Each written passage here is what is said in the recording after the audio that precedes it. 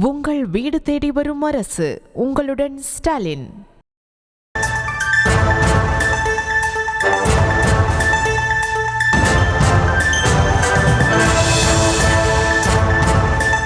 மற்றொரு அண்மை செய்தியை பார்த்துக் கொண்டிருக்கிறோம். படத்தில் நடிப்பதற்காக பெற்ற முன்பணத்தை நடிகர் ரவிமோகன் திரும்ப அளிக்காத வழக்கில் அவருக்கு அதற்காக சொத்து ஆவணம் தாக்கல் செய்ய நீதிமன்றம் உத்தரவு பிறப்பித்திருக்கிறது. விவரங்களை செய்தியாளர் மதியழகனிடம் கேட்கலாம். மதியழகன், ரவிமோகன் தரப்புல தொடரப்பட்டிருக்கக்கூடிய இந்த வழக்கில் என்னென்ன விஷயங்களை குறிப்பிட்டிருக்கிறாங்க நீதிமன்றம்?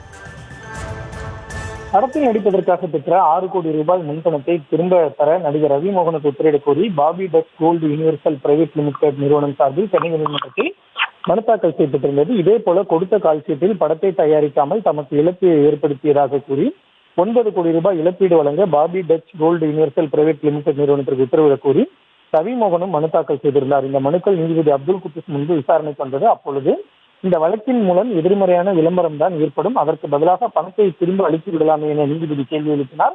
இதற்கு பதிலளித்த ரவிமோகன் தரப்பு வழக்கறிஞர் எஸ். கார்த்திகை பாலன் வழக்கில் தங்கள் தரப்பு நியாயத்தை முன்வைக்க விரும்புவதாக கூறினார். மேலும் அவர் அடுத்த படத்தில் நடிக்கும் பொழுது பணத்தை திரும்ப அளிப்பதாக கூறியதை தயாரிப்பு நிறுவனம் ஏற்கவில்லை என்றும் கொடுத்த கால்ஷீட்டை பயன்படுத்தவில்லை என்றும் கூறினார்.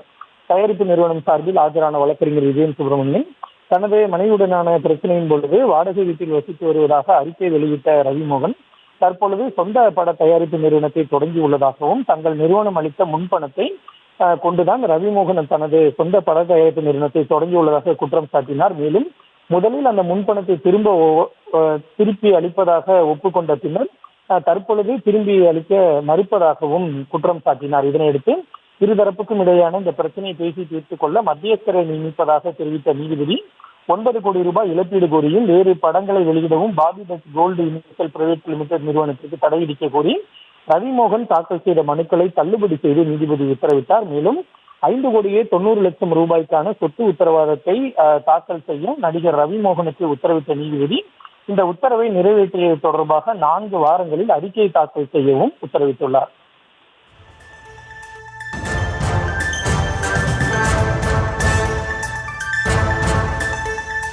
உங்கள் வீடு தேடி வரும் அரசு.